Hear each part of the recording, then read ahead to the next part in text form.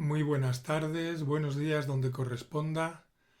Gracias una vez más a todos los que habéis querido convocaros aquí con nosotros para la que es la tercera sesión del seminario Ampliando la Conciencia. Bueno, en esta tercera sesión, como sabéis por el programa, tenemos la titulada Acción Social Consciente, Economía y Política del Amor. Y el ponente, creo que ya lo estáis viendo en pantalla junto con la primera diapositiva de su presentación, es Óscar Cegada.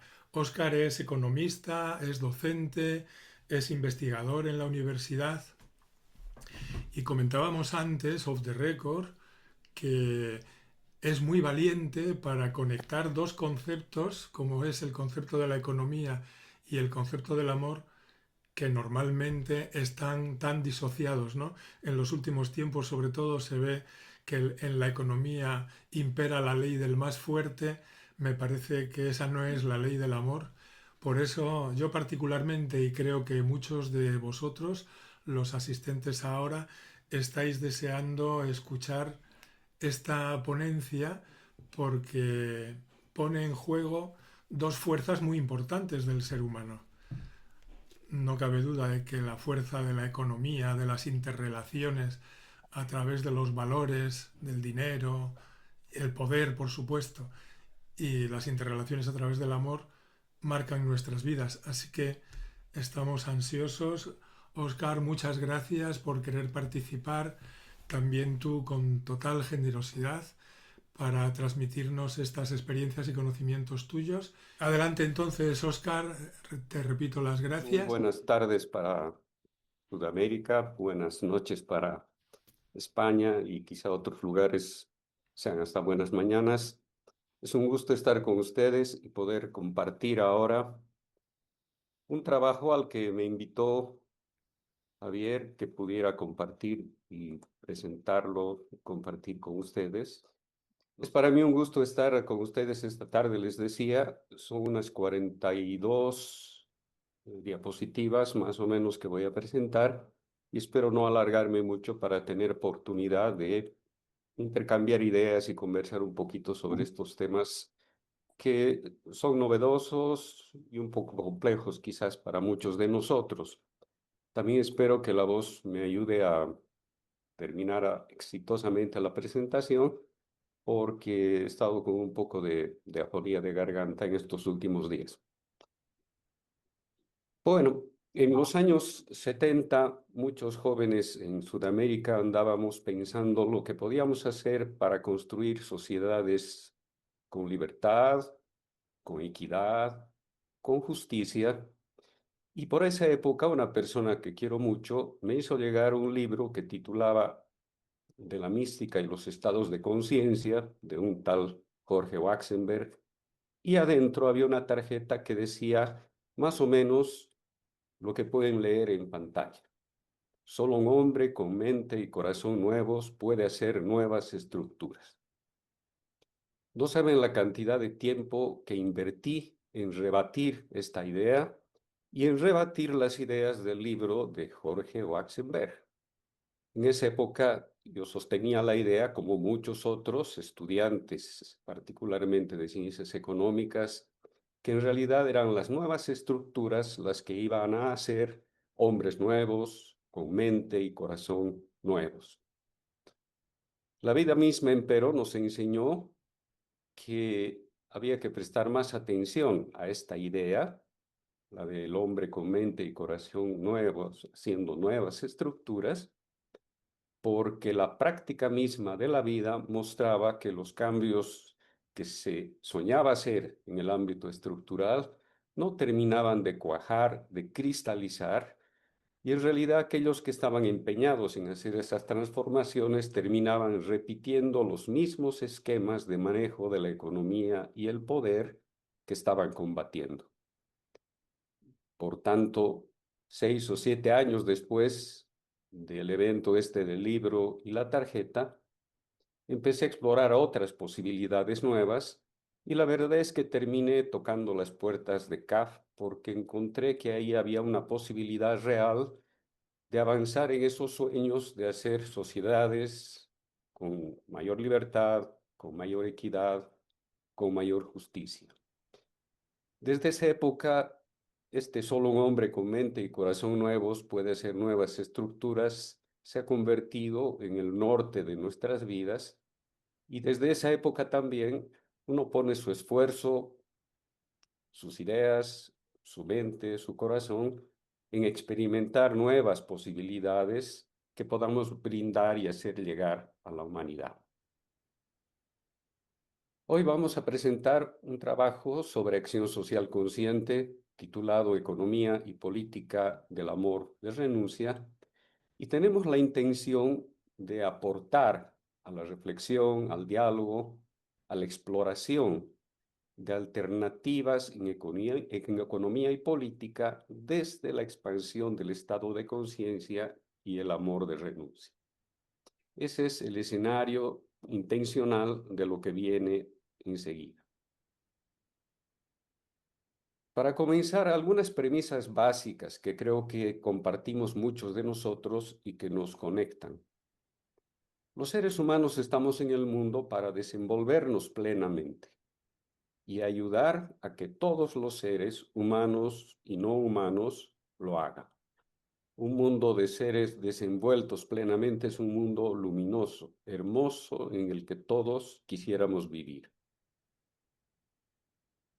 Podemos expandir nuestro estado de conciencia individual y ayudar a la expansión del estado de conciencia predominante en el mundo. Somos seres interdependientes. La calidad y el alcance de nuestra interdependencia depende del grado de expansión de nuestro estado de conciencia y de nuestro amor. Hay dos leyes que las estamos llamando un poco radicalmente leyes de evolución del universo, que son las leyes con las que trabajamos en CAF. La ley del amor y la ley de la impermanencia y la renuncia. La ley del amor la podemos entender como una tremenda fuerza de agregación que va reuniendo lo que está separado y va haciendo surgir nuevas cualidades cada vez más complejas y mejores. La vivencia consciente por los humanos de esta ley del amor es el amor de unión participativa. Por otro lado, está la ley de la impermanencia y la renuncia, que nos dice que todo está sujeto a un cambio incesante, que precisamente por ello abre una infinidad de posibilidades. La vivencia consciente en nosotros como seres humanos es la renuncia. Si ustedes se fijan, mientras el amor agrega, la impermanencia desagrega y hace surgir nuevas posibilidades que el amor nuevamente va agregando para que se disgreguen posteriormente y se vuelvan a agregar en un proceso interminable de evolución del universo que nosotros conocemos. Los seres humanos podemos vivir ambas leyes a través del amor de unión participativa y la renuncia. Hace un tiempo leí un texto muy bonito de Werner von Braun, un científico alemán que terminó después de la Segunda Guerra Mundial viviendo en los Estados Unidos y estuvo involucrado en el viaje a la Luna y otras conquistas espaciales de ese tipo, y me he permitido distorsionarlo con buena intención, en el siguiente sentido. La vida obedece a las leyes del amor y la renuncia. Si usted comprende y responde a esas leyes, su vida individual y la de su entorno social y natural será plena y trascendente.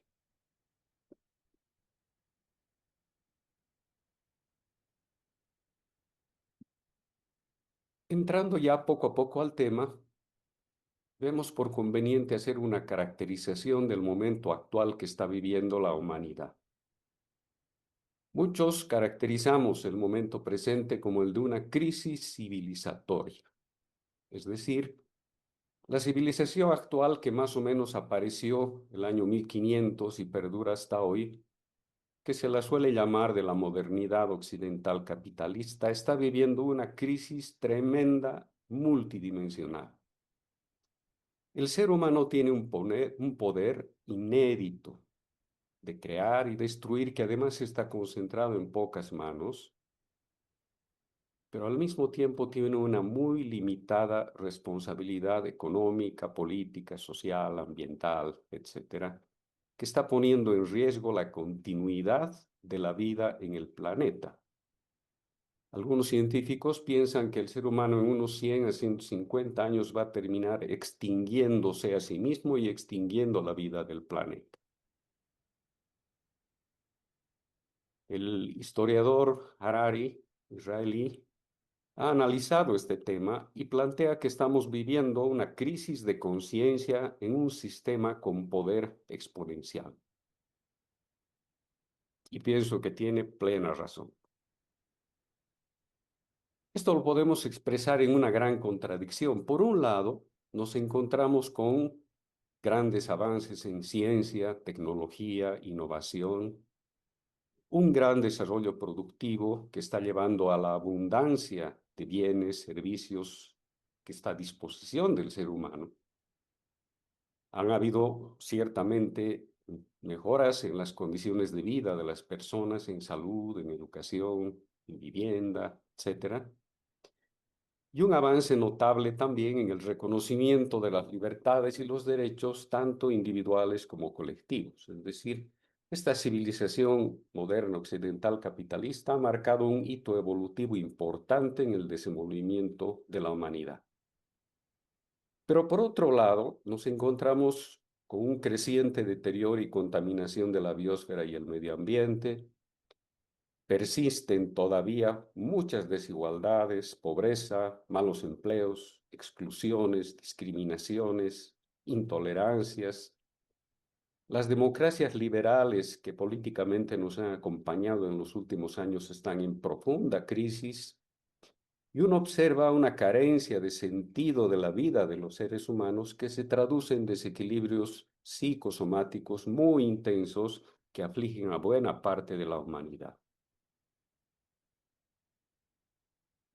¿Qué hacer ante esta situación? Nos podemos plantear. Una posibilidad, y en esa estamos trabajando y la estamos explorando, creo que todos nosotros, es trascender los estados de conciencia de la civilización en crisis y avanzar hacia una civilización holística. Ese es un término que se está utilizando por parte de algunos pensadores que están analizando, preocupados por la situación que se vive, intentando encontrar una salida. Una civilización holística vendría a ser una civilización que avance hacia la unión consciente y amorosa de toda la humanidad consigo misma y con todo lo que existe. Y en el marco de lo que estamos conversando ahora, el fundamento esencial e ineludible para ese avance es la expansión de la conciencia y el amor.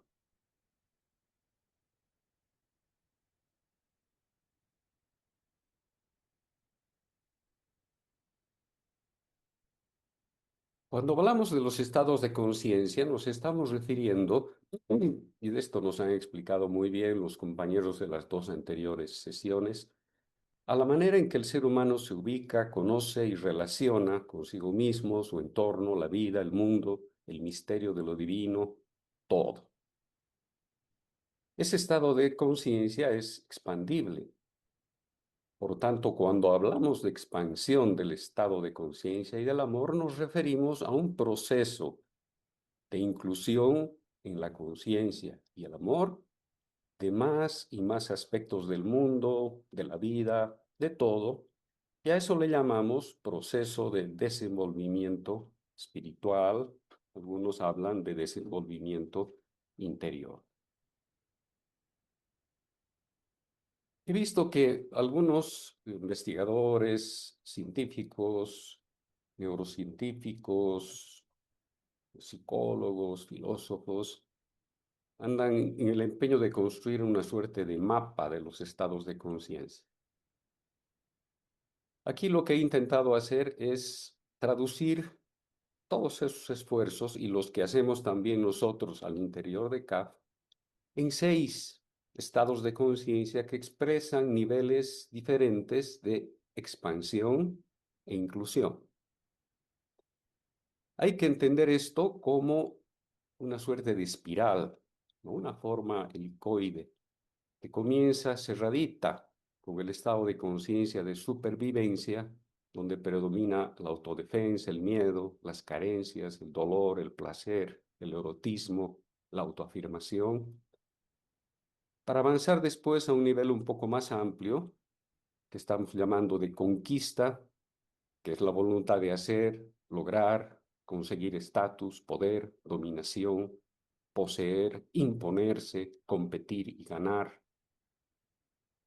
para pasar luego a un nivel más amplio de cooperación, donde el ser humano va estableciendo lazos sociales, se vincula, va confiando en los demás y los demás confían en uno, se van definiendo fines comunes, hay solidaridad con los seres que consideramos cercanos o afines, una relación de cooperación con otros seres humanos, con la naturaleza. Un nivel un poquito más amplio sería el del estado de conciencia de la empatía compasiva, donde se da un estado de conexión, de inclusión, de comunicación con el otro, de sentir y comprender al otro, ponerse en su situación y responder compasivamente a lo que está viviendo. Aunque todavía en este estado de conciencia hay separatividad. Uno está aquí y el otro está allá, aunque uno se acerca compasivamente para enfrentar la situación que vive. Un quinto nivel sería el estado de conciencia de participación, donde se da una integración, armonización, un sentido de unión con otros seres humanos, con las plantas, los animales, con todo lo manifestado. Unión con lo que alguien ha llamado el orden desplegado y que en CAP solemos llamar Ageia. Y finalmente estaría el estado de conciencia de unión mística. Este es descrito como un estado de conciencia de fusión con todo, iluminación, desaparición, vaciamiento, suspensión, infinitud, un estado de conciencia absoluto, sin forma ni límites, más allá de todo. Algunos le llaman conciencia cósmica.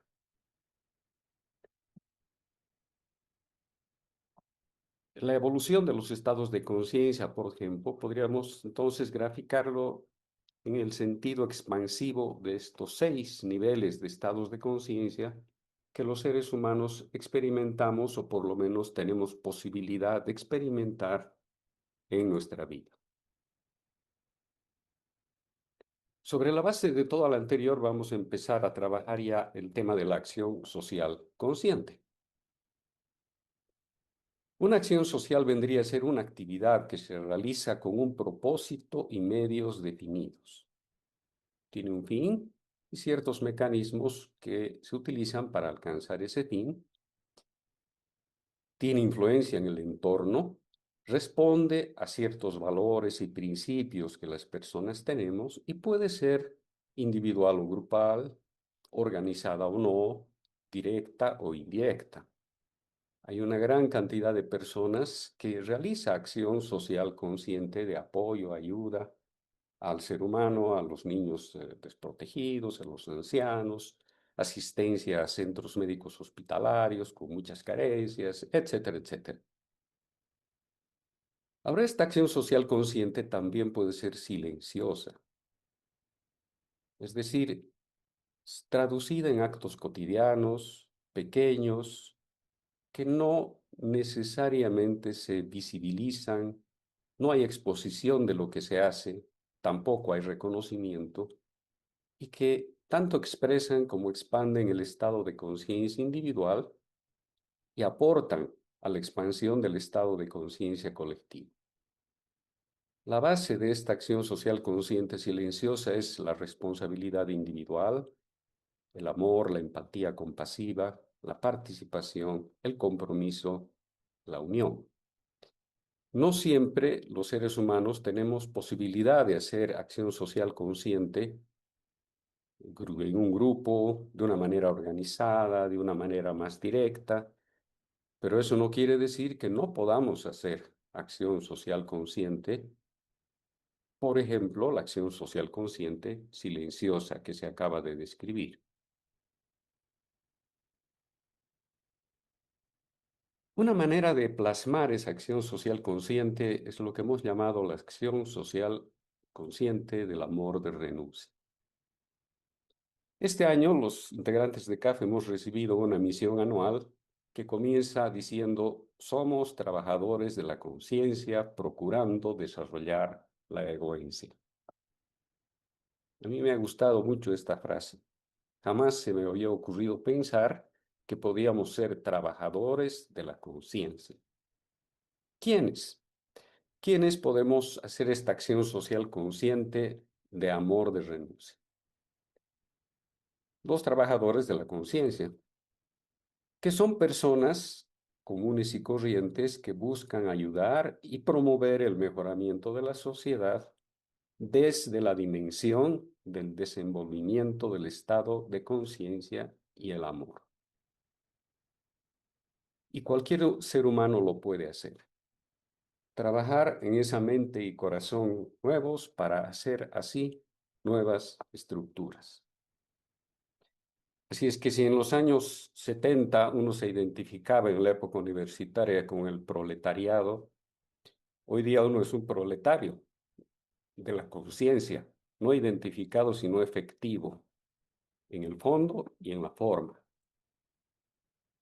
¿Cómo hacemos ese trabajo de expansión del estado de conciencia por la vía del amor de renuncia? De una manera silenciosa, pero activa, y se concreta en la vida de cada día, haciendo en uno mismo y en el entorno más inmediato, lo que anhela para la humanidad, y trascendiendo en uno mismo todo lo negativo que descubre fuera: egoísmo, indiferencia, separatividad, etc.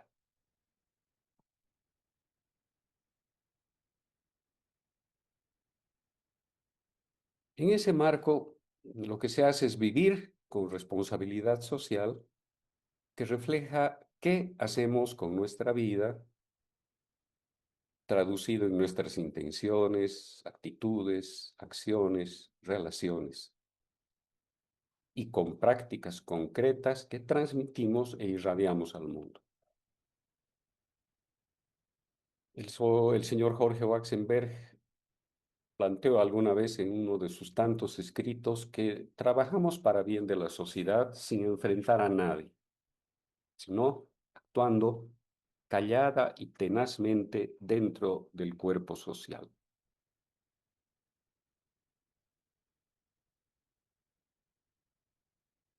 ¿Qué alcances y resultados tiene este esfuerzo? Podemos decir que crea una fuerza espiritual de amor y responsabilidad que se expande y produce una reacción en cadena de buenos pensamientos, sentimientos y obras de alcances que son impredecibles.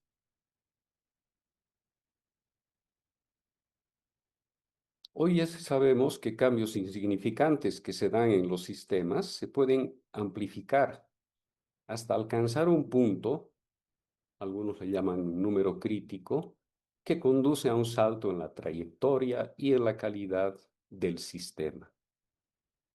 Ese es el afamado efecto mariposa planteado en la teoría del caos. Por tanto, ese trabajo silencioso, interior, inmediato que uno realiza puede tener, por lo menos puede tener, si no tiene, una reacción, un efecto amplificado que tiene incidencia de manera importante en el mundo en el que nosotros vivimos. En esa misma línea, algunos hablan de que existe una masa crítica, entendida como una cantidad mínima de personas necesaria para contagiar a la sociedad, produciendo un efecto multiplicador irradiante. y que se va a reflejar en el estado de conciencia colectivo. A veces uno se pregunta y dice, ¿será? No sabemos, pero no importa, haremos nuestro trabajo y si se da el caso, que se dé.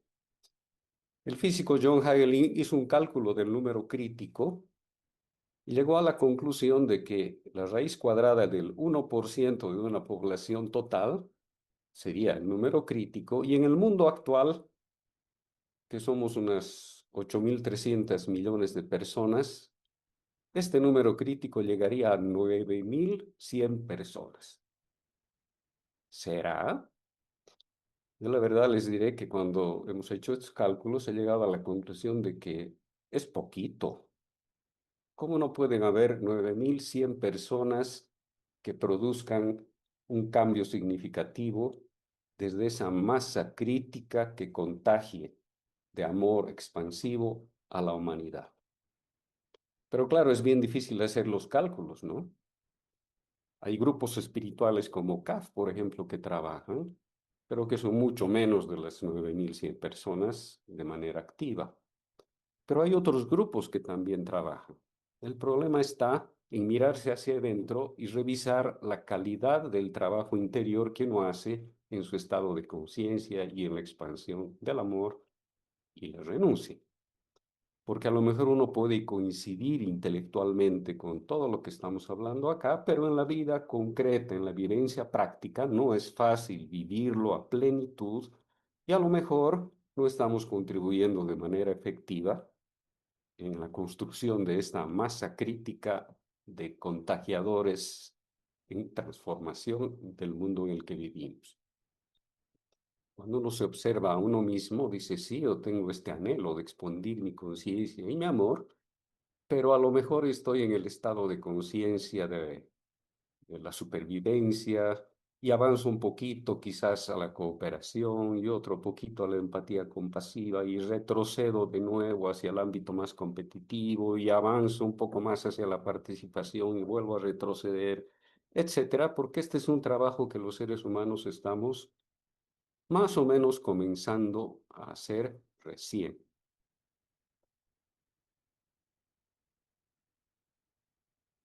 Esta acción social consciente silenciosa de la que estamos hablando y que el número crítico nos da una perspectiva que puede entusiasmarnos para no tirar la toalla cuando pensamos que es muy difícil cambiar el mundo y la realidad en la que vivimos.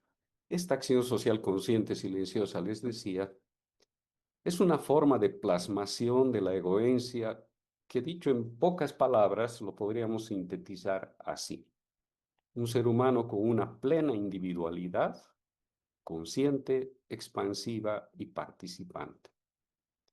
Es una plena individualidad floreciente que desarrolla todas sus posibilidades. Como seres egoentes, aspiraríamos a ser la mejor versión de nosotros mismos en todos los sentidos, pero conectándonos de manera expansiva con otros seres humanos, con el medio ambiente, con la naturaleza, con las plantas, con los animales, participando de las situaciones y de la vida de todos ellos. Con base en todo esto, vamos a entrar ya en el tema directo que nos reúne esta tarde y que sería la acción consciente desde el amor de renuncia, la economía y la política del amor.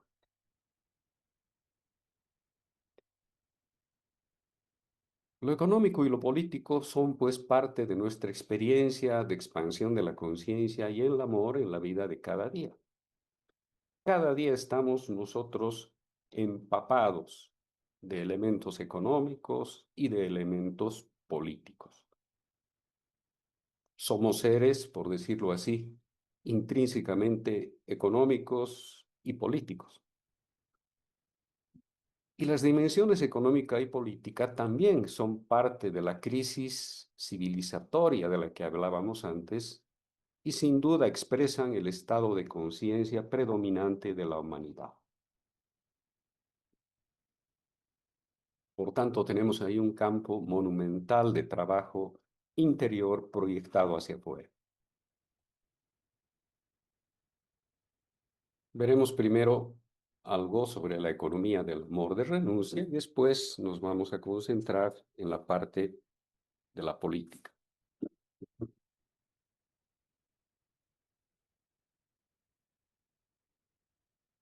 Don Santiago Bovicio, cuando hacía sus reflexiones y brindaba enseñanzas sobre la relación del ser humano con su dimensión económica, acuñó el término economía providencial. De vez en cuando yo exploro Internet, ahora con la inteligencia artificial, y escribo el término economía providencial. La verdad es que todavía el término mismo no está incorporado en la gran batería de información que tenemos los seres humanos a nuestra disposición. Por ejemplo, la inteligencia artificial se inventa cosas bien creativas y divertidas sobre la economía providencial, cosa que me parece un poco rara porque en las enseñanzas que tenemos en CAF, los sitios de CAF y hay otros documentos que se han planteado sobre el tema, se habla de economía providencial. Sin embargo, como que el asunto recién está empezando a aprender como término inclusive en la humanidad. Podemos decir que la economía providencial, que sería la expresión del amor de renuncia en lo económico, comprende un conjunto de enseñanzas y prácticas económicas que son parte del proceso de expansión de nuestra conciencia y de nuestro amor, y el ámbito económico es un ámbito de experimentación y práctica de este esfuerzo de expandir la conciencia y expandir el amor. Ahora, el campo económico es extremadamente complejo porque resulta que hay un modelo mental dominante sobre la economía que gira en torno a la palabra escasez.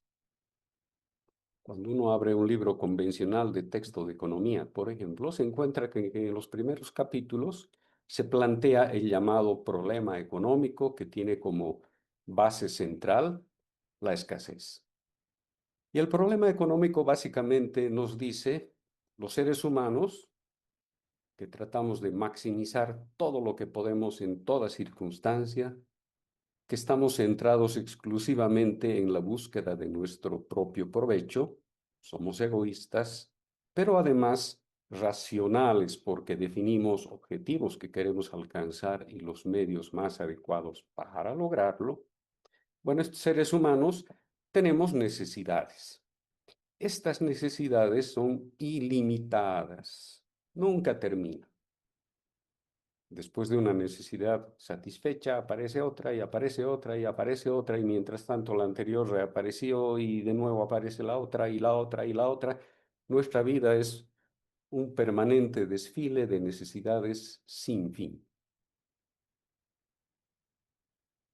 Para atender estas necesidades tenemos a disposición los satisfactores, bienes, servicios, que en las economías actuales son mercancías, es decir, están sujetos a compra y venta en el mercado, a las cuales uno accede con dinero. Y a estos satisfactores los producimos con recursos que para desgracia nuestra habían sido limitados. Por tanto, el problema económico es cómo los seres humanos hacemos para hacer alcanzar los recursos ilimitados a nuestras necesidades que son ilimitadas en el marco de una economía y de una sociedad de mercado donde todo tiende a valorarse económicamente y está sujeto a compra y venta. Este había sido el problema económico del ser humano. Uno puede preguntarse, ¿será que esto es así? Uno puede ser también el esfuercito por ir penetrando en el problema económico para ver finalmente si ese problema económico es así como se nos plantea o no. Así que si abrimos el problema económico, ¿no? Como que le hacemos una tomografía, digamos así, nos encontramos con que los seres humanos tenemos necesidades reales. Eric Fromm, por ejemplo, ha trabajado mucho el tema y ha llegado a la conclusión de que los seres humanos tenemos necesidades biológicas, mental psicológicas, sociales, de participación en el mundo en el que nosotros vivimos, pero también tenemos necesidades de trascender, necesidades de carácter espiritual. Bueno, como sea, tenemos necesidades reales que tenemos que atender para poder vivir y desplegar nuestras posibilidades en este mundo. La cosa es que estas necesidades reales pasan por nuestra mente en una combinación de instintos, emociones, gustos, cultura, estímulos, pensamientos, que van generando en nosotros ciertas expectativas y ciertos deseos respecto a cómo y cuánto atenderemos de nuestras necesidades reales. Fruto de esto es el surgimiento de lo que realmente percibimos, que son nuestras necesidades sentidas. Estas necesidades sentidas, por esa combinación de instintos, emociones, gustos, cultura, estímulos, pensamientos que genera expectativas, deseos, etc., se hacen mayores a nuestras necesidades reales. Esta es una verdad que es difícil de refutar. Efectivamente, nuestra mente va construyendo estas necesidades sentidas y a menudo por distintos factores que los mencionábamos en esa suerte de asador de nuestra mente, terminan generando el sentido de una necesidad que está más allá de la necesidad real que podemos tener. Entonces, estas necesidades sentidas nos van a decir qué satisfactores necesitamos, qué cantidad de esos satisfactores necesitamos y ellos van a definir el tipo y la cantidad de recursos que vamos a utilizar. Por tanto, el problema económico, cuando uno lo mira a profundidad, en realidad es un poco diferente del como convencionalmente se lo plantean. Ahora, este problema económico, así como fue planteado inicialmente, tiene un problema, y es la multiplicación de las necesidades sentidas. ¿Por qué se multiplican estas necesidades sentidas? La respuesta podría ser que los seres humanos estamos empujados a ello por una pulsión, que es un impulso psíquico tensional que motiva la acción, de insatisfacción permanente y posesión del elemento aliviador. Entre las pulsiones que nos empujan a la multiplicación de las necesidades sentidas están la necesidad de sobrevivir, la seguridad, el éxito, el completarse, la novedad, el influir en otros, el hedonismo.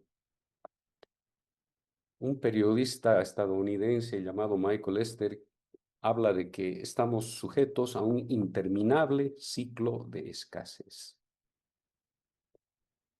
Esther ha escrito un libro bien interesante que se llama Cerebro de Escasez, que pienso nos viene a nosotros como anillo al dedo para entender este proceso, porque en todo el libro lo que hace este autor es mostrar que el ser humano, desde su aparición en el planeta, lo que ha ido haciendo es intentar sobrevivir y ha quedado grabado en nuestra carga genética la idea de que todo es siempre escaso, todo es siempre escaso. Y tenemos que conseguirlo, que conseguirlo, que conseguirlo, todo lo que podamos, porque solamente así garantizamos nuestra sobrevivencia y de los seres más cercanos a nosotros. Solo que con el desenvolvimiento de la humanidad, esta escasez se ha ido haciendo cada vez menor, pero ese impulso se mantiene en nosotros. Y si bien las formas pueden ir variando, el contenido nos va llevando a tratar de conseguir siempre más, más y más. El libro de Dister plantea que hay hasta explicaciones de carácter neurológico que tienen que ver con la segregación de neurotransmisores y cosas por el estilo que nos van impulsando de manera difícil de resistir en este tremendo ciclo de escasez que empero en un momento determinado puede ser quebrado con la expansión de nuestra conciencia. El resultado de este interminable ciclo de escasez sería que nuestras necesidades sentidas terminan siendo mayores a las necesidades reales. El cerebro de escasez, una denominación tan bonita inventada por el autor que les comentaba, nos plantea que el ser humano está sujeto a esta pulsión de consumo y acumulación sin fin. Así que vivimos nosotros en un desear, comprar, producir, acumular, desear, comprar, producir, acumular, comprar, conseguir más y más, sobreconsumir, producir más y más y exprimir a la naturaleza, tener y acumular más y más, dejando a otros inclusive en carencia, pero nunca es suficiente y nunca es suficiente y nunca es suficiente, aunque vivamos en la opulencia.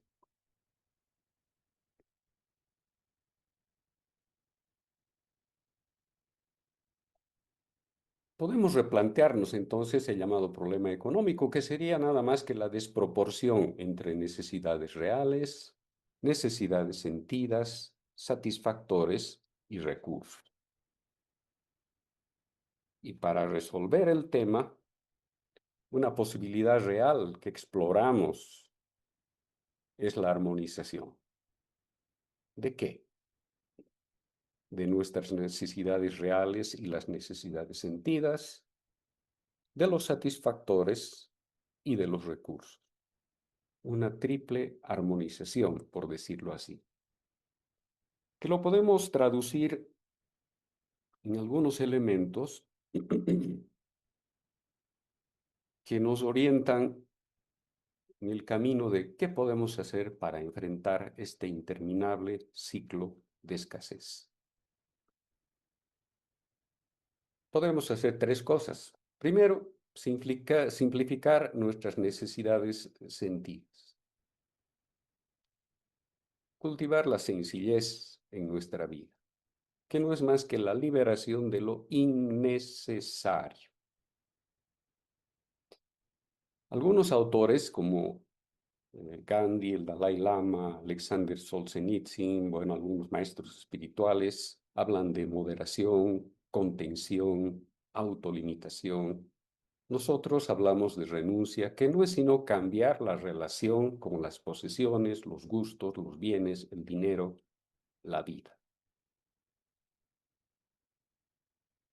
En segundo lugar, aprovechar adecuadamente los recursos. Administrar todo lo que tenemos a nuestro alcance con cuidado, con buen criterio, evitar el desperdicio, hacer bien todo y con menos, multiplicar los recursos, reducir, reciclar, reutilizar, reparar, recuperar, inventar, aprender, capacitarse. Inclusive podríamos avanzar en un cambio de visión del término recursos y considerarlos como lo que realmente son, dones para la vida. En tercer lugar, producir los satisfactores que verdaderamente se necesitan para la plena atención de las necesidades reales de todos y cada uno de los seres humanos.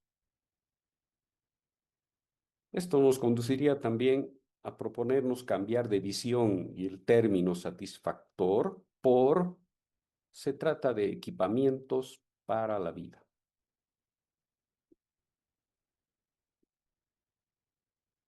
Sintetizando, aprovechar, conservar, multiplicar, crear los dones para la vida, proveer lo requerido, los equipamientos para la vida y atender las necesidades reales de cada uno y todos los seres. Teniendo en cuenta, primero, los efectos en el entorno social y natural, de donde somos proveídos, las necesidades de las generaciones futuras de humanos, animales, vegetales, y la sostenibilidad del planeta y de la vida en su conjunto, planeta y vida de los que somos parte. Esta economía de la expansión del estado de conciencia y del amor de renuncia, tiene tres ejes principales. Hemos mencionado de alguna forma y que los vamos a sintetizar aquí brevemente. Un eje personal. ¿Qué hace uno personalmente con uno mismo en relación a este tema? Atender las necesidades reales plenamente. Plenamente, eso no quiere decir no atender esas necesidades reales, sí que lo hacemos y plenamente. Capacitarse permanentemente, crear, producir, autosostenerse. Entender que la verdadera riqueza está en uno, no en las cosas ni en el dinero que se tiene. En brindar nuestro tiempo, vitalidad, energía, capacidades, todo lo que podamos. Y en prever, practicar el ahorro para situaciones de vejez, enfermedad, imprevistos, gastos mayores, etc. Un segundo eje de carácter social, donde reconocemos y trabajamos para que todos los seres tengan la oportunidad de desplegar su potencial, recibir, aprovechar y cuidar y mejorar lo que es de la colectividad. Reconocer que lo que uno toma de más, pues no necesita, deja a otros en carencia y que todos tenemos que atender nuestras necesidades reales, todos, y tener siempre presente en nuestras decisiones y acciones el bien común. Y en ese sentido podemos dar, aportar, regalar, ayudar a obras de bien, apoyar a niños, ancianos, inválidos, necesitados, etc. Y un eje natural que trabaja con el esfuerzo por dejar a la tierra y todo mejor de cómo la encontramos, aprovechar responsablemente los dones naturales hoy y para mañana, tener una responsabilidad equilibrada y compasiva con los seres con quienes compartimos la experiencia de la vida y hacen posible nuestra existencia. La economía providencial tiene pues un lema, una consigna muy linda: ocupar un lugar en el mundo. Y vale la pena aclararlo. No más, pero tampoco menos. Cada uno tiene que tener lo que necesita, tiene que acceder a lo que necesita,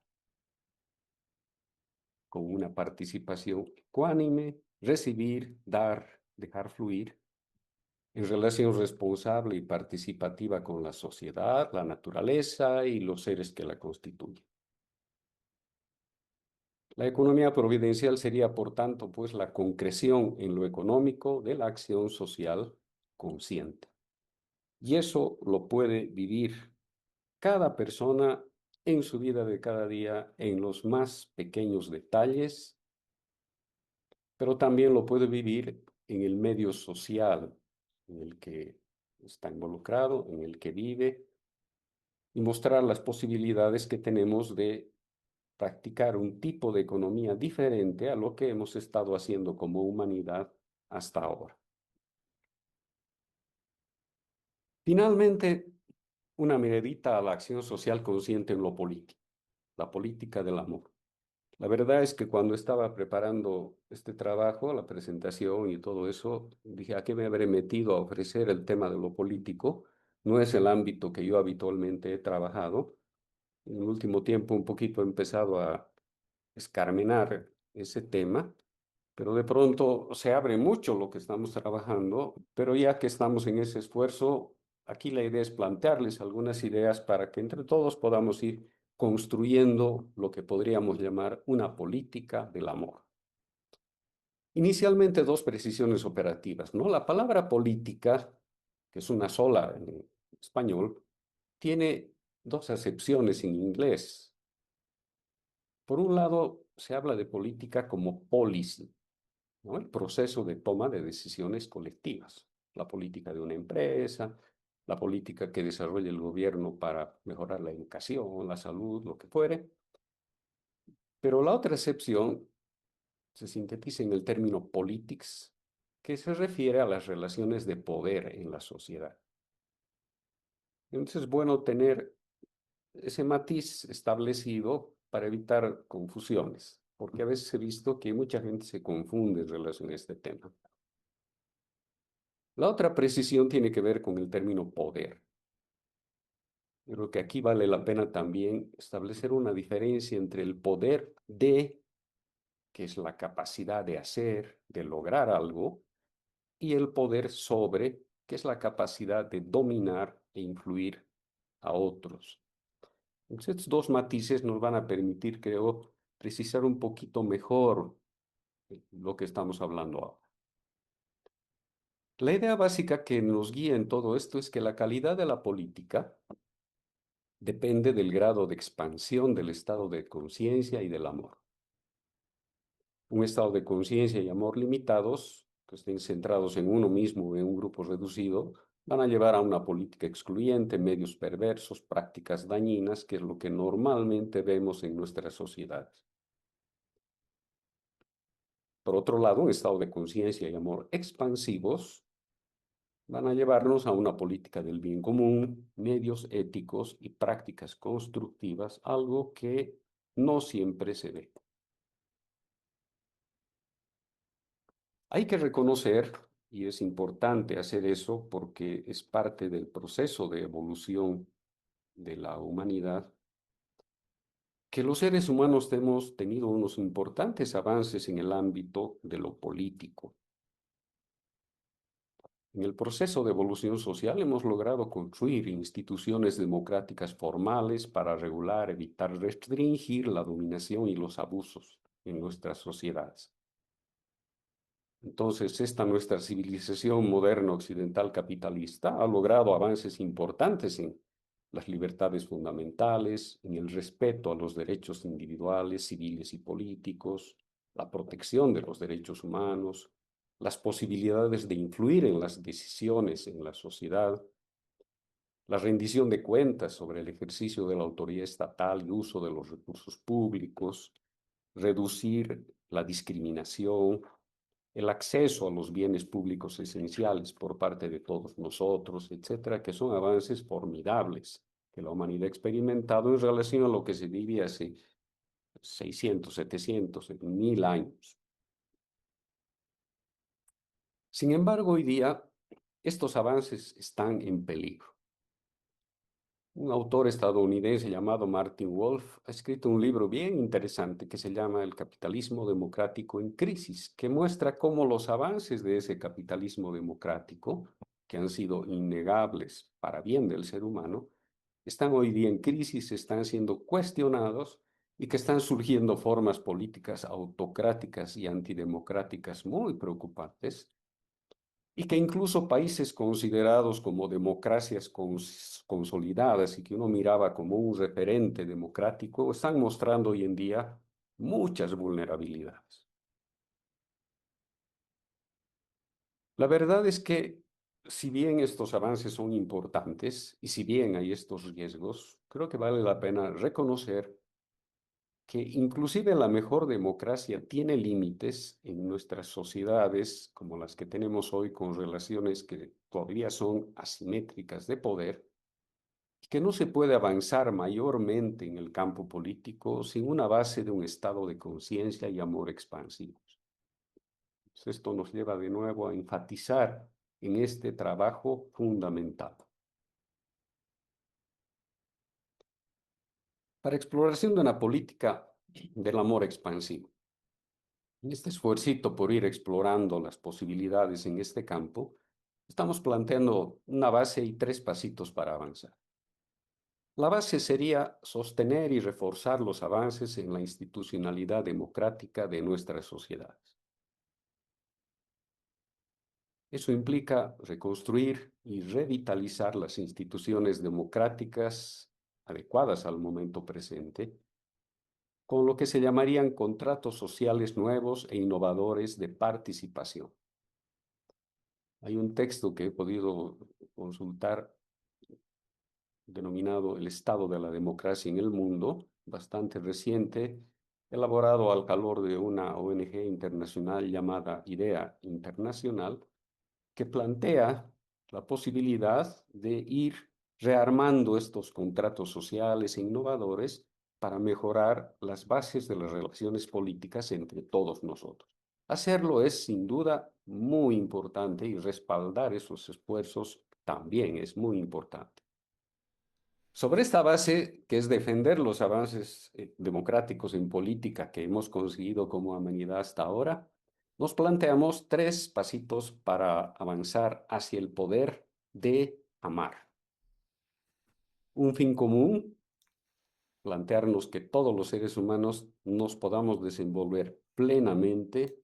Este sería un paso fundamental para la construcción de una nueva forma de hacer política. Limitar el poder sobre, con empoderamiento de la gente en el poder de, e integrar el interés por uno mismo con el de los demás. Construir un poder inclusivo y participativo. La base imprescindible para eso es el amor de renuncia. No hay otra posibilidad. La verdad les digo, he estado pensando, devanándome los sesos, buscando fuentes distintas de información, y esos avances solamente se pueden dar en la medida en que podamos expandir la conciencia, el amor de renuncia. Otra posibilidad parece muy alejada de la realidad del ser humano. Esto implica cultivar un triángulo de una política de amor expansivo con 3 elementos centrales: las motivaciones, las acciones y los resultados, que apuntan más bien a entender este proceso como parte de la política, como policy de la que hablábamos al principio de esta parte política. Las motivaciones que nos llevan a hacer algo. El sentido profundo y la finalidad de la política tiene que ser la búsqueda del bien común y la apertura de posibilidades para que todos desarrollen sus posibilidades. Las acciones que plasman la motivación necesitan tener 3 elementos centrales: coherencia entre fines y medios, eficacia, adecuación al logro del fin, y eficiencia, que es el uso correcto del tiempo, la energía, el dinero que empeñemos en este esfuerzo. Y una permanente evaluación de los resultados obtenidos con base en las motivaciones y la efectividad de esas nuestras acciones. Así que el desafío del siglo XXI sería, pues, que aprendamos a practicar una política del amor, de un poder creativo integrativo, que le estamos llamando poder de amar, que reemplace progresivamente al poder de dominación, poder sobre. Y como les decía, la condición para eso es la expansión del estado de conciencia y el amor de renuncia, en quienes acceden al poder y en todos.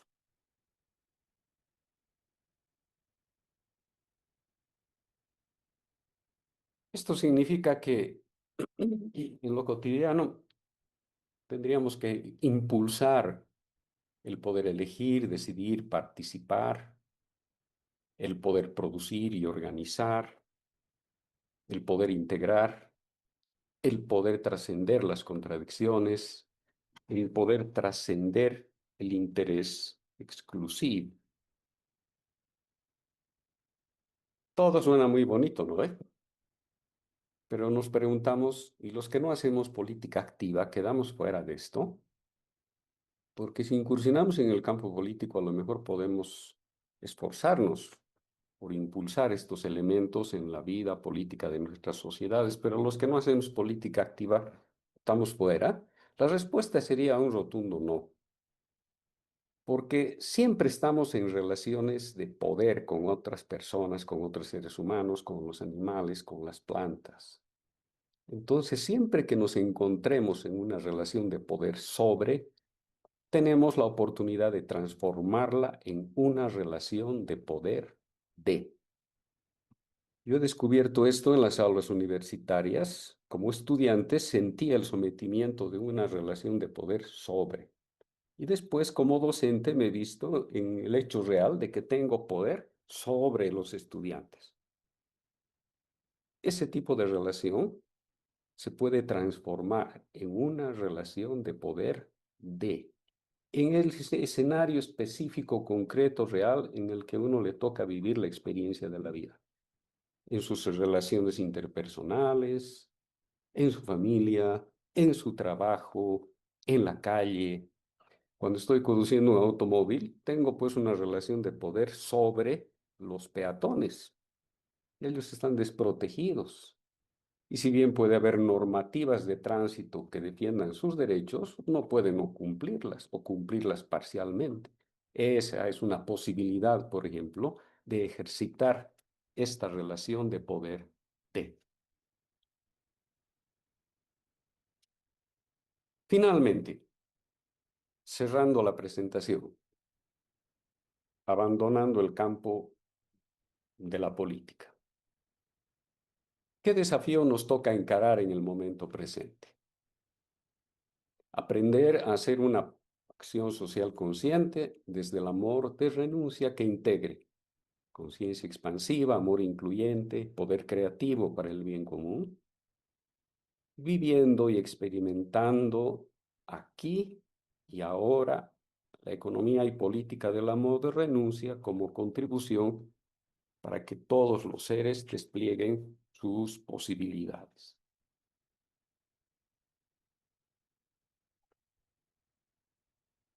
Sintetizando todo lo hablado, una espiritualidad ajena a la economía y la política es una potente luz que ilumina donde ya hay claridad.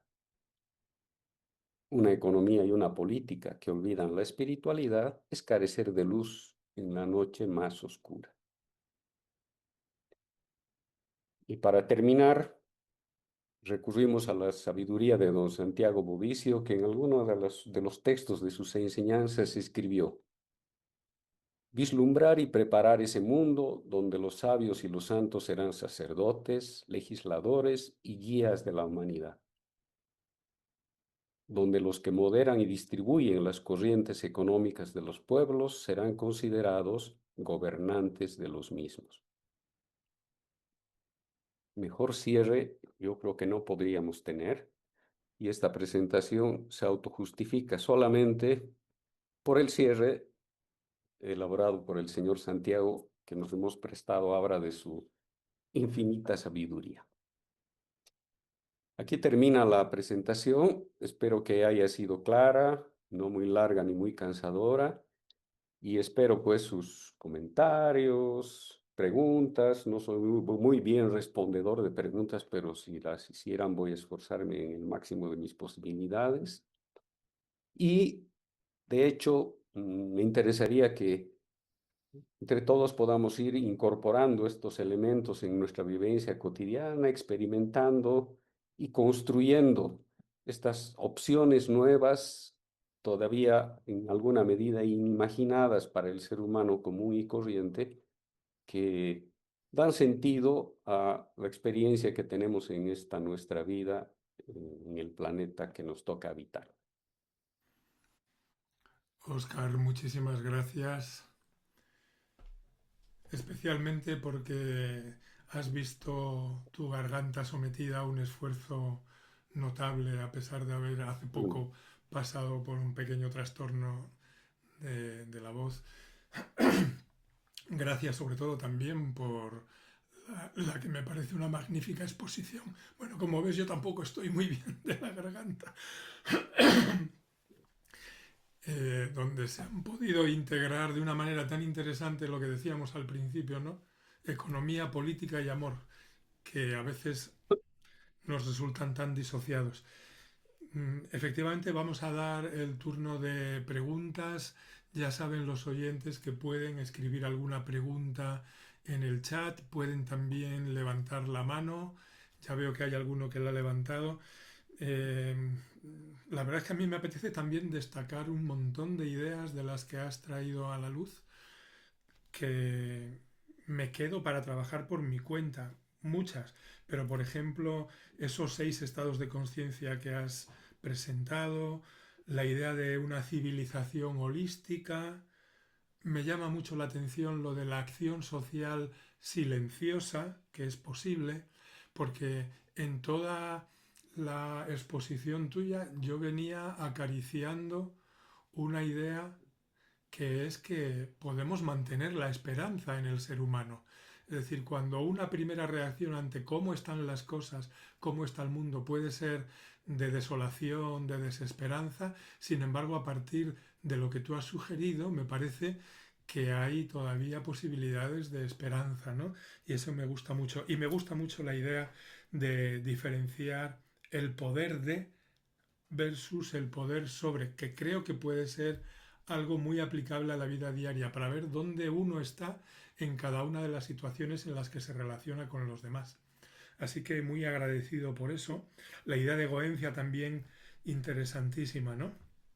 Bueno, voy a dar la palabra a quienes hayan pedido. Primero que nada, Oscar, bueno, muchas gracias a todos por la organización y por la ponencia muy buena, muy precisa y muy concreta y muy esperanzadora. No quiero ser pesimista, pero quiero realmente pedirte una opinión, porque así como hay nosotros, esto de la masa crítica es algo que llevo muchos años escuchándolo y bueno, y en cierta medida tratando de ver cómo se va plasmando, ¿no es cierto?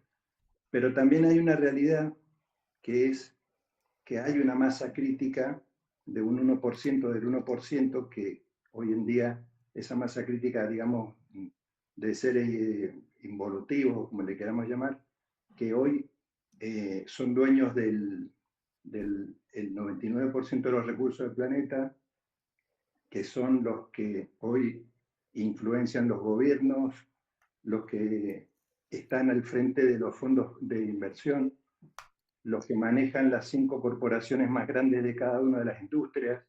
O sea, hay un pequeño grupo de gente que maneja todos los recursos del planeta y es como que se nos dice siempre que nosotros tenemos que hacer el trabajo, así como se nos dice que para cambiar el clima, que cada uno tiene que consumir de otra manera, que bla, bla, bla. O sea, siempre nosotros tenemos que hacer el trabajo, pero ese pequeño grupo, que es el que hace las leyes, el que maneja los gobiernos, el que maneja todo, y hoy lo vemos más que nunca con esto de lo que está sucediendo con las guerras. Hoy ya no se respetan ni las leyes internacionales, no se respeta nada. Directamente quiero atacar un país, lo ataco, le quiero sacar el petróleo, se lo saco, quiero secuestrar a un presidente, lo secuestro. O sea, y no es una cuestión de derecha o izquierda, es una cuestión de que hoy en el mundo esos grupos de poder tan potentes que manejan, que están ahí enquistados en este sistema económico, por más que nosotros busquemos con todo esto que hemos hablado, si nosotros no vamos a atacar a ese pequeño grupo o le quitamos el poder a ese grupo, es como que no veo, no sé, quiero preguntarte, ¿cómo ves tú que se puede llegar a cambiar algo cuando ves que nos están metiendo en una celda digital en donde se está digitalizando todo, donde cada vez somos más esclavos, cada vez estamos más censurados, cada vez tenemos menos libertades? O sea, no es una visión pesimista, pero es una visión real. Se nos está quitando el dinero, se nos está poniendo un dinero digital, o sea, hay una cantidad de cosas que este grupo pequeño está trabajando organizadamente con muchos recursos y avanzando para seguir dominando y esclavizando a la mayoría de la gente y nosotros estamos tratando de cada uno hacer nuestra parte y es como que yo no le veo una salida así. Creo que van mucho más rápido y más organizados ellos con eso, con su agenda, que nosotros esperando juntar la masa crítica. No sé si me comprende la pregunta, Oscar. Sí, y traduce, pienso, lo que muchos de nosotros también nos preguntamos, ¿no? Claro. Mira, el tema de la masa crítica ha parecido más un asunto anecdótico que real. Yo soy muy escéptico en relación a esos temas, ¿no? Entonces, realmente he dicho, ¿será, no será que el efecto mariposa existe, que es posible en una coyuntura de disponibilidad provocar una transformación del rumbo por el que un sistema ha estado desarrollándose? Está así comprobado, pero el tema de la masa o del número crítico no lo está. Por lo menos yo no he tenido conocimiento de evidencias en esa línea. Entonces está ahí planteado como una posibilidad casi anecdótica pero a veces el escepticismo que uno tiene en relación a estos temas que son muy bonitos de considerarlos, se revela como completamente falso cuando las transformaciones en un determinado momento llegan, aunque no tenemos posibilidad de comprobarlo empíricamente. Ahora, efectivamente, eso que describías con tanta claridad se está dando en el mundo de hoy. Y pienso que eso es el efecto claro y el contenido también claro de esta crisis civilizatoria que la humanidad está experimentando. Ante esa situación uno dice, ¿y qué podemos hacer? En el ámbito del trabajo que muchos hacemos, es incursionar en estos esfuerzos como el que estamos teniendo ahora, que pienso nos permite ir creando nuevas ideas de posibilidades para la humanidad, porque hace mucho tiempo también leí un texto que creo que era del señor Jorge Waxenberg o de don Santiago Bovicio, no estoy muy seguro, que decía que en algunos centros espirituales, en algunas comunidades espirituales, por ejemplo, en algunas comunidades de CAF y en algunas comunidades de grupos espirituales y religiosos del mundo, había gente que estaba dedicada fuertemente a vivir en ellos mismos nuevas posibilidades y nuevas ideas, y que había un mecanismo misterioso por el cual los avances que se hacían ahí no solamente podían provocar estas transformaciones como las que estamos hablando, sino que como que contaminaban a ciertos cerebros en la humanidad y los llevaban a plantear de manera más concreta, más exitosa, más adecuada, que los mismos generadores de esas actitudes, de esas intenciones, de esas ideas, los llevaban a concretar en teorías, en prácticas, en enseñanzas, en novelas, en películas, hoy día podríamos decir en eh, comunicaciones de Facebook, de WhatsApp, de TikToks, etcétera, etcétera, que se van a ir traduciendo en semillas que se lanzan al mundo y que van a sin duda tener alguna fructificación, aunque no sabemos cuán profunda, cualitativa ni extensa cuantitativamente será. He estado revisando yo, por ejemplo, la experiencia de personas que han hecho vida política y que, por lo menos en lo que uno conoce, porque no tengo experiencias cercanas de conocimiento, uno se encuentra con seres que han ido avanzando en el campo de la economía y particularmente a la política, cosas bien interesantes, ¿no? En la anterior sesión se citaba a Nelson Mandela, por ejemplo.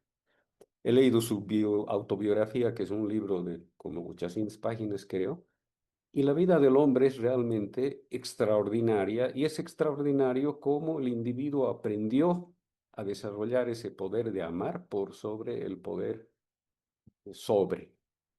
Ahora uno dice, bueno, pues hubo uno, falleció, pero sin duda el legado que ha dejado en su país está permitiendo una Sudáfrica que es menos conflictiva de lo que podría haber sido después de todo lo que ha sufrido esa sociedad durante muchos años.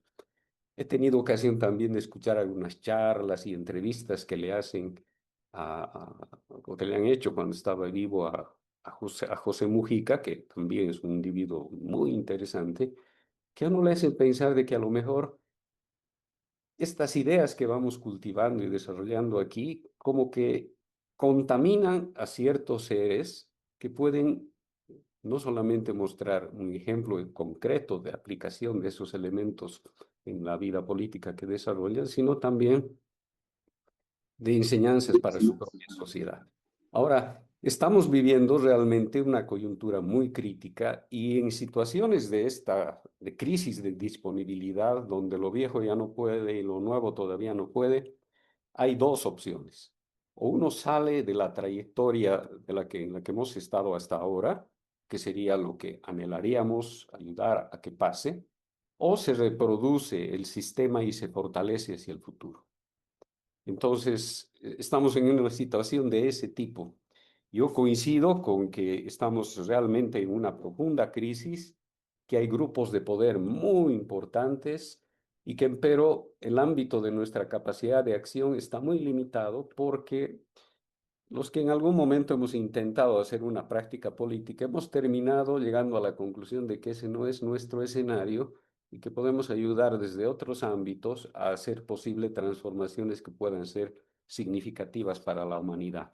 En todo caso, pienso que lo importante es seguir trabajando, seguir pensando, difundiendo elementos, motivando a la gente a que pueda explorar nuevas posibilidades, que es por ahora lo único que realmente puede dar alternativas o posibilidades de esperanza a la humanidad.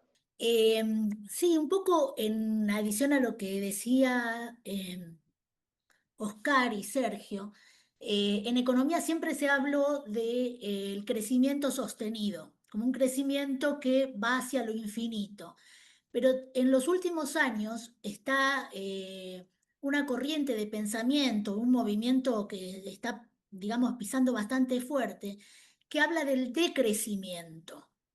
El decrecimiento promueve que haya una simplicidad voluntaria, o sea, una reducción planificada tanto del consumo como de la producción. Y eso no lo estamos todavía viendo de manera generalizada, pero esta corriente de pensamiento ya se está cuestionando de que es imposible el crecimiento al infinitum. Entonces, promueve que cada uno sea responsable y consciente, que es lo que nos dice la economía providencial en definitiva, del consumo y que a nivel global también se ha, digamos, planificado este consumo y esta producción, ¿no? No sé si es esperanzador, todavía no lo vemos como decía un poco Oscar, estamos como en un poco una transición, no se ve generalizado, pero ya hay muchas corrientes de tipo económico, no solo espiritual, que hacen eso. Por ejemplo, se ve mucho en la moda el tema de la moda circular, de no producir, digamos, indumentaria de manera, o sea, se produce, pero mucha gente, sobre todo los jóvenes que están tomando conciencia del efecto que esto tiene sobre el planeta, están usando y reusando y reciclando y haciendo circularidad de los bienes de consumo, ¿no? Así que quería señalar eso. Y bueno, no sé, esto si se ve a nivel global, pero creo que de alguna manera, en algún momento, como todas las ideas que empiezan de manera incipiente, en algún momento alcanzan esa masa crítica a la que mencionaba usted, Oscar. Interesante el comentario, muchas gracias, Mabel. Efectivamente, eso que mencionas es correcto y hay muchas teorías económicas que se están desarrollando todavía al margen, ¿no? En el margen de rebeldía de la ciencia económica, digamos así, que van más o menos en esa línea. Desde el decrecimiento, que es más radical, pasando por el crecimiento cero o un crecimiento contenido. Es decir, hay muchas opciones en ese terreno. Y hay una teoría que no recuerdo ahora, elaborada por una señora inglesa, que plantea lo que hablamos en economía providencial hace décadas. Tener un núcleo donde el ser humano atienda bien sus necesidades, un espacio, una suerte de atmósfera, digamos así, donde todos puedan desplegar las posibilidades que tiene, y un techo, el cierre atmosférico, por decirlo así, que es la sostenibilidad del planeta. Uno estudia esa teoría y dice, y esta señora ni siquiera menciona la economía providencial, eso estaba contenido en una simiente en la economía providencial, y por eso les decía hace un ratito que quizás esto que estamos haciendo, todos estos esfuerzos en los que trabajamos en el ámbito tan reducido de nuestra posibilidad de acción, van contagiando elementos a cerebros más privilegiados, desarrollados, mejores que los nuestros, que pueden ir desarrollando y abriendo esas posibilidades. Hay efectivamente estos movimientos que mencionabas y son muy importantes.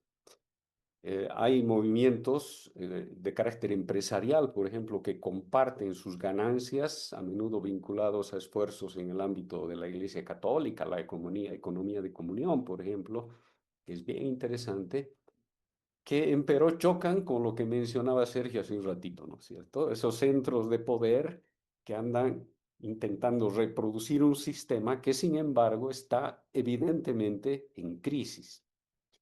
Este científico inglés me parece que era parapléjico, ¿no? Que se comunicaba únicamente con señales o a través de sonidos guturales y llegaba a la gente,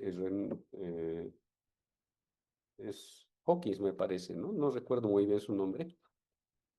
Calculaba que en unos 100 años el ser humano se iba a extinguir si no introducía un cuarto de conversión en lo que se estaba haciendo.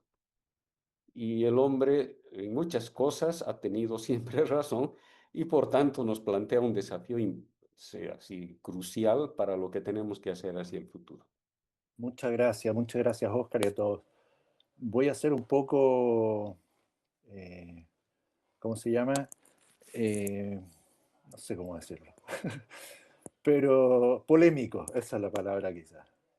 Oscar, estás hablando de Kate Rose o algo así, de la economía de la rosca. Esa Bueno, era, correcto. sí, no, la verdad yo llevo años tratando de lograr dinámica social, económica, que me acomode más que la competencia ciega, digamos. Y he contactado a decenas de activistas, muchas horas, de verdad les digo. Fui miembro de Economía del Bien Común, etcétera, etcétera. Y respecto a la pregunta de Sergio, el comentario de Sergio, que es indudable, pero me parece un foco de verdad incorrecto. Incorrecto porque además hay mucho de teorías conspirativas que pueden ser incompletas, y en realidad creo que el foco tiene que ver con lo que mencionaba de las necesidades de ser consciente de las necesidades sentidas respecto a las reales y de uno mismo. Yo me encontré con todos estos, digamos, activistas, etcétera, una tremenda contradicción, que es una contradicción que tenemos todos, pero ese es justamente el problema. O sea, la verdad, si decidiéramos consumir de otra manera y reemplazar a Google, de verdad lo podríamos. O sea, hoy día hay incluso redes paralelas, etcétera. En el fondo, depende de nosotros. Lo que pasa es que, en mi experiencia, esas contradicciones las vi, o sea, demasiado claramente. O sea, había conexión de todos estos movimientos sociales, economías sociales de Latinoamérica, monedas sociales, distintas plataformas de monedas comunitarias, bancos de tiempo, etcétera. Había una conexión académica y política. Puede ser de que en el fondo fueron usadas, o sea, que en un comienzo estos grupos en algún momento tenían miembros honestos y deseosos de verdad de crear una dinámica diferente, pero en la práctica era un club social, digamos, en el sentido de pertenencia y los juegos de poder, etc. Entonces, insisto, o sea, creo que el gran desafío es en nosotros mismos. Esas necesidades sentidas versus las reales es un problema, porque, por ejemplo, probablemente yo necesito vestirme muy simple, pero objetivamente, si quiero tener un buen trabajo en ciertos círculos, hay ciertas dinámicas que te exigen una cierta etiqueta. Es estúpido, pero es real. Entonces, el cómo vivimos esa dinámica de nuestras necesidades reales y las necesidades sentidas, que es lo que explicaba Oscar, me parece que es el gran desafío. ¿Verdad? Porque la economía clásica dice, efectivamente, las necesidades son ilimitadas y los recursos escasos, tal como explicabas en la primera lámina, pero ese, ¿cómo se decía esa palabra? El axioma, En uno puede ser falso. Las necesidades, aunque son continuas y permanentes, no necesariamente son ilimitadas. Y el cómo consideramos a los otros, el poder sobre, es cómo usamos al otro. Vamos y pedimos descuento lo más posible, apretamos en el precio, es parte del juego. Y si estás en una empresa de comprador, tenés que usar el poder sobre y desarrollar ese poder sobre. Esa es la realidad. Y eso no tiene nada que ver con el mister de arriba que es dueño de no sé qué cosa y hace... Esa es la dinámica que estamos un poco forzados a jugar, pero ese juego viene de siglos. Entonces, insisto, el foco es cómo cada uno de nosotros realmente se hace consciente de sus necesidades sentidas, las reales, y el cómo, digamos, se inserta en una dinámica en donde tiene que satisfacer necesidades de suyas y de su familia, etcétera, en una dinámica en donde todos estamos jugando un juego del más fuerte. Y es un problema, digamos, pero no es culpa del señor de arriba, digamos. Bueno, muchas gracias. Un comentario muy interesante. Yo simplemente quisiera añadir a lo planteado. Estoy aquí con un librito negro, como podrán ver, de apuntes, porque aquí me anoté algo que les quisiera mencionar, porque hace un tiempo llegó a mis manos un paper, un artículo de unas 10, 12 páginas, escrito por un señor que era integrante de CAF, bueno, es integrante de CAF en el Brasil. Él tiene formación en sociología y planteaba una pregunta que a mí me ha quitado el sueño muchas noches y no podía finalmente terminar de digerir el desafío que nos planteaba, ¿no? Vicente Pisinati se llama este compañero y escribió un texto que no ha circulado, titulado Ensayos de una sociología para el método de CAF. Y comenzaba con una pregunta vital: ¿cómo vivir el método de CAF al interior de un sistema económico y social que somete y devora en su proceso de reproducción social a todas las dimensiones de la vida, incluida la espiritual? Ese era el planteamiento complejo que planteaba este compañero Vicente. A la conclusión a la que llegó, y que a mí me ha inspirado mucho, es: uno vive lo que le toca vivir de acuerdo a su vocación, a sus convicciones, a los valores, a los principios, y trata de incidir lo mejor posible en el mundo en el que vivimos. Otra posibilidad por ahora quizá no está a nuestro alcance, pero no sabemos. Porque más que la masa crítica, me gusta la idea esta, que no sé si es del señor Jorge o del señor Santiago, de que lo que estamos hablando ahorita está contaminando la carga neuronal de alguna persona, intelectual, trabajadora manual, política, científica, etcétera, que a lo mejor la elabora y la lleva a la práctica de una manera que nosotros no lo podríamos hacer. Esa es una posibilidad con la que podemos consolarnos, digamos así, en este tremendo desafío que tenemos como humanidad hoy. Bueno, muchísimas gracias, Oscar. Muy corto lo mío, prometo. Me sentí muy identificada, no solamente contigo, con muchos de las exposiciones y de las preguntas que hicieron. Este asunto, yo escribía, ¿no? Este asunto del tiempo, yo soy bastante mayorcita, digamos que ya estoy terminando mi viaje por esta tierra. Y siempre me debatí entre esto, a ver qué sentido tiene, me meto en alguna organización como para hacer algo más, cuánto podía hacer, cuánto podía, no sé, cuánto podía ser mi participación, a que fuera, qué sé yo, lo mayor, ¿no? Y bueno, los años fueron pasando, y si bien en algunos momentos pude hacerlo, después me di cuenta que, bueno, cada vez, digamos, ahora participo un poco, mucho más desde el Zoom o desde una actividad más sedentaria, ¿tá? Y claro, yo digo, en realidad tú no evalúas la variable tiempo, porque cuando hablamos de masa crítica, digo yo, estamos pensando que esto tiene que darse en cierto tiempo y no. Me parece que no.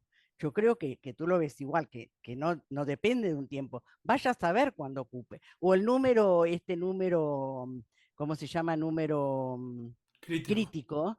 Yo pensaba, ¿no? Uno es uno solo, pero el radio de influencia que tiene uno pueden ser 20, 30, 40 personas, y esas 9.100 personas por 30 o 40 se hacen un montón. Entonces ya estamos hablando de otra, yo pensé, de otra cantidad de gente.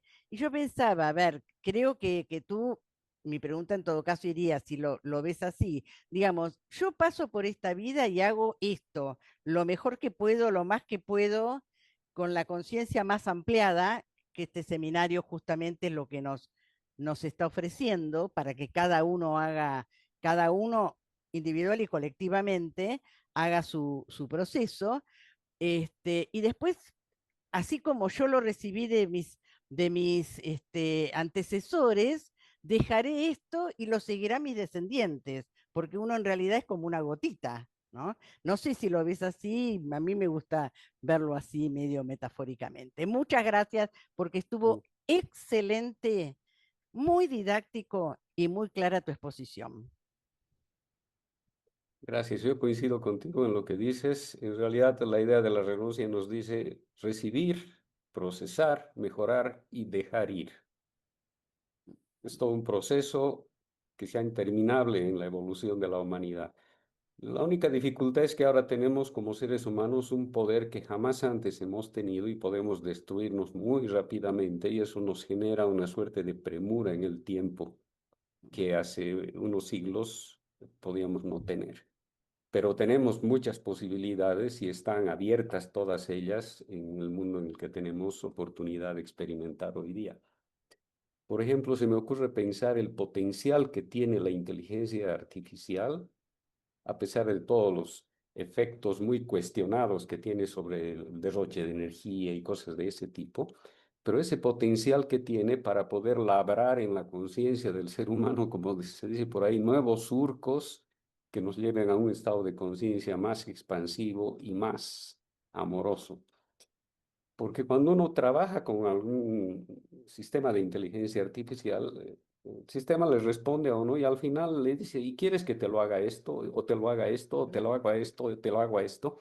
¿Qué pasa si nuestra inteligencia artificial de una conciencia más expandida nos hace preguntas que nos puedan llevar a reflexionar y profundizar sobre las posibilidades que estamos hablando ahora, por ejemplo? Sería lindo Sería explorar lindo, esas posibilidades, ¿no? sería Y muy dice lindo. por ahí Muchas que como aprenden las inteligencias artificiales de lo que uno le pregunta, y le dice, a lo mejor podemos ir enseñando los temas de amor, de renuncia a las inteligencias artificiales para que se posicione ahí. Lo que me pregunto es si los problemas políticos y económicos actuales, si son el resultado de una estructura vieja que elaboró nuestra civilización desde un cierto estado de conciencia, si son eso, si son resultado de una estructura vieja, o si, como ha dicho el segundo de los intervinientes, son la suma de todos, de lo que hacemos todos nosotros, de cómo estamos viviendo todos nosotros. Y la cosa, y la contestación a la pregunta yo creo que es importante porque si es el resultado de una estructura vieja, la estructura vieja tiene su propia dinámica, tiene tiene sus propias estructuras de poder, produce los conflictos que produce, que tienen su dinámica propia, que no dependen de que nosotros vivamos bien o mal, con más o menos necesidades. Es decir, aquí hay una estructura, como digo, eh, que está en el origen de todo. Yo más bien creo que es así. Yo creo que esto de la masa crítica se refiere más bien a la conciencia alternativa que necesita irse forjándose. Yo veo nuestra posible acción de amor y de renuncia como formando la reserva espiritual que tiene que existir pero que solo podrá manifestarse cuando esa estructura vieja caiga, cuando llegue, cuando acumule sus contradicciones, cuando el mundo necesite otra cosa, y entonces será cuando el mundo mirará a ver qué es lo que hay. Entonces es cuando las voces de esas 9100 conciencias podrían hacerse oír, podrían, pero antes no. Yo no, yo por mucho que incluso que se acumule masa crítica, yo creo que esa estructura vieja está ahí y va a causar mucho mal todavía. Mm. Nosotros somos la reserva, pero no somos los políticos activos que pueden traer un mundo nuevo por sí mismos. Sí. Gracias, Miguel. Un bonito comentario e inspirador. Eran dos cosas que me han llamado bastante la atención, aparte de que, bueno, creo que la exposición ha sido muy buena, pero yo os quiero poner un ejemplo, porque yo sí que creo muchísimo en la masa crítica, y os la voy a poner. Yo soy médico y os pongo un ejemplo clarísimo. Hoy en día todo el mundo habla de las enfermedades poco frecuentes y de las enfermedades raras, y es una labor que ha sido a base de la masa crítica, como del tema sociosanitario. Lo que pasa es que yo sí que creo que somos impacientes y queremos ver las actuaciones muy rápido. Y esto no es muy rápido. Es muy efectivo, pero no es muy rápido. Y en cuanto a lo que decías, Miguel Ángel, enfocándolo un poco con lo que decía Óscar en la charla, yo ahí sí que creo que la interdependencia de unos y de otros es importantísima. Como les decía, el tema de la masa crítica es cautivante, es interesante y al final, como se decía por ahí, la práctica será el único criterio de verdad. Y como lo único que podemos hacer para contribuir a esa práctica es vivir los elementos que hacen al amor de renuncia, pues ese es nuestro trabajo. Otra Pero alternativa yo no le veo para el tipo de ser si me humano que permitís somos una nosotros. matización, también en mi vida profesional, cuando se trabaja en lo que el mundo en general considera marginal, es muchísimo más fácil trabajar, porque en general, pues esos grupos, digamos, de poder que están moviendo el mundo nos ignoran totalmente, Sí. consideran que somos incapaces de hacer nada. Entonces, cuando se empiezan a poner dificultades es cuando no te consideran marginal. Y yo a la marginalidad, entre comillas, de los pocos que podéis ser, porque yo todavía no me considero en este nivel que estáis vosotros, aunque estoy empezando a meter la nariz, pero sí que creo que es muy bueno porque te dejan trabajar y te dejan experimentar cosas nuevas. Y en línea de lo que has comentado, a mí me parecería importantísimo que desde cada uno en nuestro ámbito empezásemos a hacerle preguntas a la inteligencia artificial con respecto a lo que estamos hablando. Ujú. Porque sería como cuando en Google metes mucha información, al final sale mucho y sale mucho. Entonces creo que lo que tenemos que hacer es que no se nos note, pero ser muy efectivos en lo que se hace. Y sí que creo que hay Sí. muchos grupos desde la espiritualidad también trabajando esto, de una manera, si queréis, menos técnica, menos económica, menos política, pero muy desde la espiritualidad. Y sí consiguen cosas. Yo soy optimista, no lo puedo remediar. Está bien, maravillas. Gracias. Y les cuento una anécdota. Hace muchos años venía a Bolivia a visitarnos muy a menudo el señor Alberto Bresca, lo han debido conocer muchos de ustedes. Él en alguna ocasión comentó y dijo, cuando estoy en el aeropuerto me hacen pasar por un detector de metales pensando que estoy trayendo algo peligroso conmigo. Paso y el detector de metales no reacciona, pero no saben cuán peligroso es lo que llevo dentro de mi corazón. La idea de la renuncia. Eso va a cambiar el mundo y no lo van a poder detectar hasta que el mundo se haya transformado. Es una anécdota muy linda porque nos permitió a muchos de nosotros darnos cuenta las posibilidades y el alcance del trabajo interior que hacemos. Después de Pues todo, uno totalmente podría de decir, acuerdo. y si no hiciera lo que estoy haciendo ahora, ¿qué otra cosa haría? Si no estuviera donde estoy ahora, ¿dónde estaría? ¿Qué estaría cultivando en mi mente, en mi corazón, en mis intenciones, mis actitudes, mis acciones? Prefiero estar nomás por aquí, haciendo este esfuerzo, renunciando a los resultados. Ya veremos qué pasa en el futuro. Muy bien, Muchas gracias. gracias, maravillas. Creo que es un excelente colofón, Óscar, a una excelente ponencia que has tenido la amabilidad de transmitirnos.